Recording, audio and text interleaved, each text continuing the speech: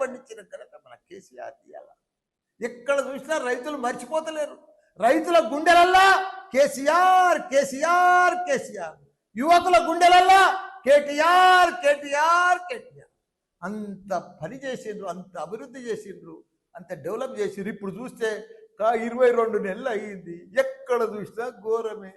యాడేసిన గొంగడి ఆడనే. ఎక్కడ ఒక రియల్ ఎస్టేట్ దానికి పోతే అయితే ఒక ప్లాట్ అమ్మతలేదు, ఒక అపార్ట్మెంట్ అమ్మతలేదు, ఒక గజం అమ్మతలేదు. రైతులైతే బిడ్డ పెళ్లి చేస్తే కూడా అప్పుడు పోతలేదు. అంత ఘోరం అయిపోయింది. అసలు కరోనా కంటే కూడా అధ్వానమై, కరోనా మంచిగుండే. కరోనా 2 ఏళ్ళు వచ్చినా ప్లాట్లు అమ్మినాయి, బిజినెస్ అయింది, వ్యాపారాలు నడిచినాయి, అన్ని బంద్ ఉన్నా నడిచినాయి, పైసలు ఆడినాయి. ఇప్పుడు అసలు పైసలే ఆడతలేవు, పైసలే కనిపిస్తలేవు.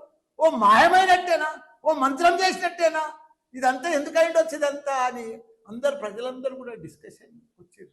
అంత పెద్ద అన్నపూర్ణ రాష్ట్రం, అంత పెద్ద పంట పండింది, అంత అభివృద్ధి, వ్యాపారాలు, real estate, India level builder అంతా వచ్చి హైదరాబాద్కి వచ్చినాయి. ఎత్తైన 58 అంతరాల బిల్డింగ్లు కట్టింది. అమ్ముడు పోయినాయి. ప్రపంచమంతా హైదరాబాద్ అంటే ఒక సింగపూర్, న్యూయార్క్ లెక్క చూసింది దాన్ని. అసలు దాన్ని అంతా బిత్తరపోయింది, బోసిపోయింది. ఇప్పుడు ఆ రింగ్ రోడ్ వెంబడి వస్తుంటే హైదరాబాద్ అంతా ఫైనాన్షియల్ సిటీ వస్తుంటే అంటే బాధ అవుతుంది. బిల్డర్స్ అంతా అవుట్ అయిపోయారు, కష్టాలలోకి వచ్చేసారు. ఇవన్నీ కూడా కాబట్టి మనం అంత ప్రజలు కూడా అందరూ గమనించాలి. కాంగ్రెస్ ప్రభుత్వం ఇచ్చిన మాటలను వాళ్ళని ఈ ఎలక్షన్లల్లా, రాబోయే ఎలక్షన్లల్లా ఘోరంగా మనమంతా కూడా వాళ్ళకు ఓటు వేయకుండా ఓటుతోటే బుద్ధి చెప్పి మనం మళ్ళా బీఆర్ఎస్ ప్రభుత్వాన్ని గెలిపించుకోవాలి. మనం పాత రోజులకు మళ్ళీ రావాలి. మనం మళ్ళీ కేసీఆర్ మళ్ళీ సీఎం కావాలి.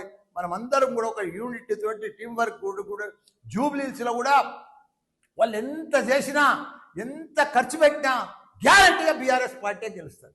తప్పకుండా మేమంతా కూడా ప్రతి వాళ్ళ తిరిగి ప్రతి ఒక్కరికి కూడా ప్రజలకు అర్థమైపోయింది. వీళ్ళ మోసపూరిత పదార్థం, వీళ్ళ బాకీలని మొదలు ప్రజలకు గట్టి ఓటు అడగాలని చెప్పి ప్రజలు ఇంటింటికి పోతే వాళ్ళు ఇదే నిలదీయాలని కూడా చెప్తున్నా. అందరికి కూడా జై తెలంగాణ, జై కేసీఆర్.